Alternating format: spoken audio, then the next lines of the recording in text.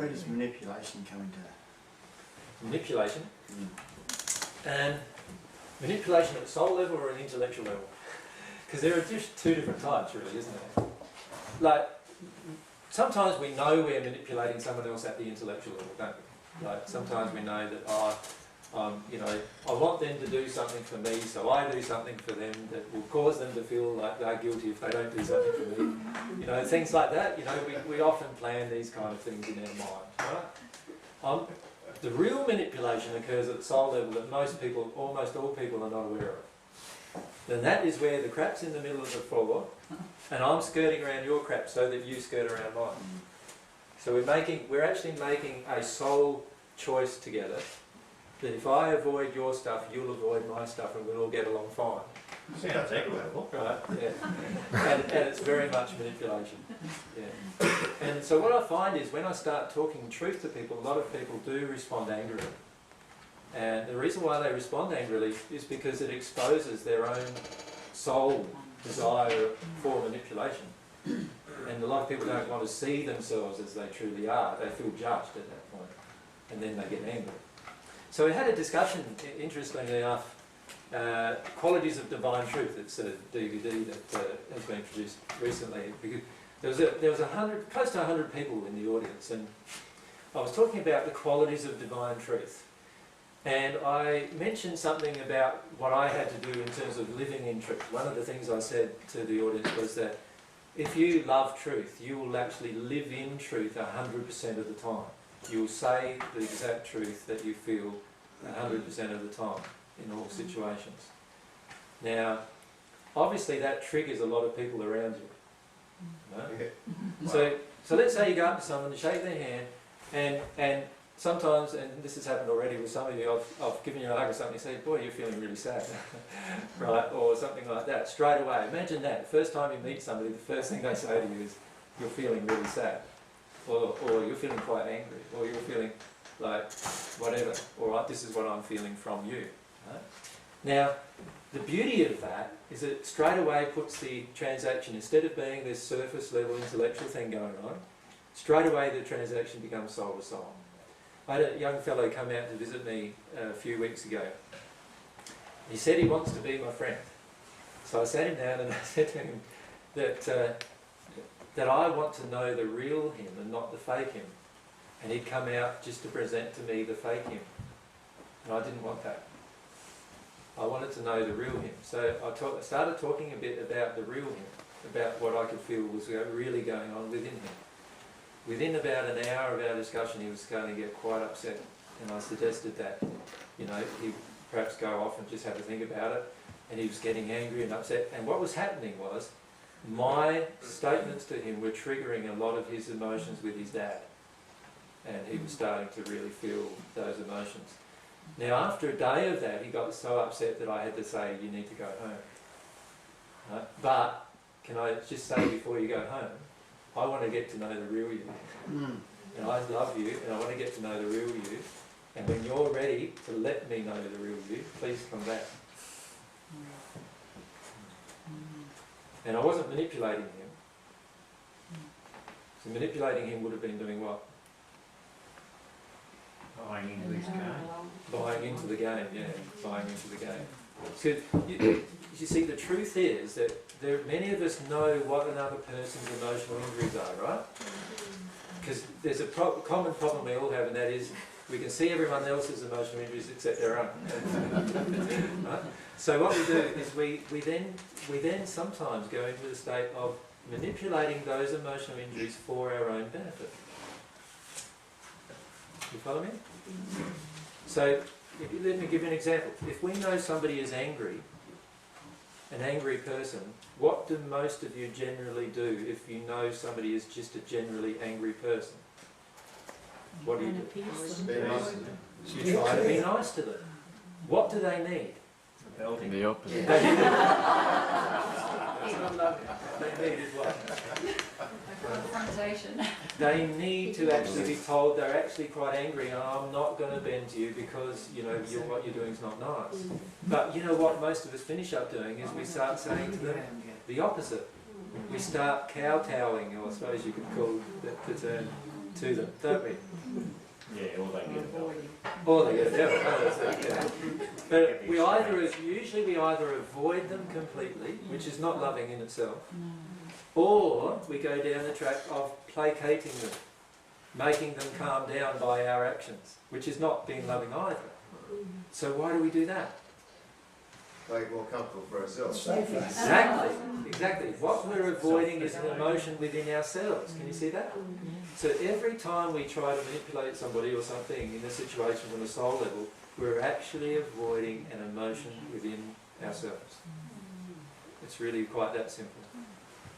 Yeah, so we act selfishly fundamentally. Fundamentally, we're acting selfishly, which is not harmonious with love, and we need to allow ourselves to look at why. So, like, there's been many times where I've gotten into a situation of placating an angry person. So now I generally don't do that. Now what I say is, you're a very, very angry person. And the truth is that I don't want to spend much time in your company while you're angry. Do you want to deal with what's underneath? Because I can talk about that with you. That'd be great. I'd love to do that. What happens when you do that? I've been in a situation where I've done that and it's caused confrontation. And you keep giving love and sending love, but they don't want that back. Are you best to avoid it? Well, there's two things happening, Firstly, there's an emotion in you that's attracted this unloving behaviour on their part. So what I've had to do myself is I've had to go into myself and say, all right, what's the emotion being triggered in me? It's this feeling in me that I have to actually make them feel better. So I'm feeling responsible. Now, I had to go right into some childhood issues and cry about all those issues, right, firstly. Once I did that, many of these angry people never even saw me again. And I didn't have to say anything to them at all. They just did not see me again.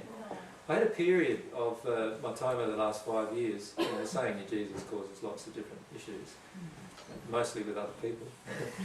And one thing that happened was that sometimes there would be a lot of women coming along to groups. Like on Friday night, I think there were only 5 men there and the rest, 30 or so were women, right?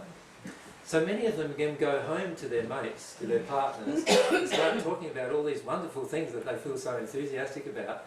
And then they start connecting to some emotions, and their partners are not too impressed, right? Because their partner sees you change.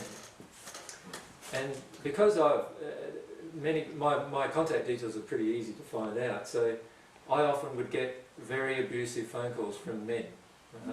This went on for nearly a year, where I'd have men ringing me up, swearing and cursing at me and telling me they'd kill me if they saw me, and like really violent responses, right, from these men.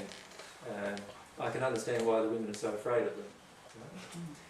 Right? And they just went on and on and on like that. They were writing letters to me, and because my itinerary is pretty easily known as well, I would go to a new place and already there'd be a letter waiting for me there, like with all this swearing in it, and I'm going to kill you, and all this threatening stuff as well, right?